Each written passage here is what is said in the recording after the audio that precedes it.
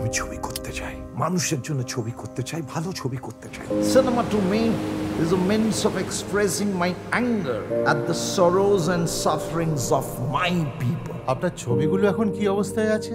নাগরিক রিলিজ করেনি, আর অযান্ত্রিক তৈরি হয়ে পড়ে আছে। চোখে মুখে কষ্টটা যেন থাকে। কাটাও। কি হয়েছে? আমার ছবি কি কেউ বুঝতে পারছে না? আমার গুরু বিমল রায় একটা গল্প করছেন।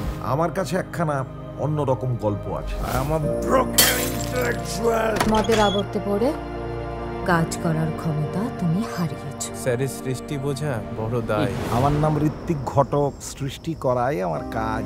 যাহা চাই তাহা ভুল করে চাই, যাহা পাই তাহা চাই না। ভাবো ভাবো বাবা, প্র্যাকটিস করো। আমি মারা যাবার পর সবাই আমাকে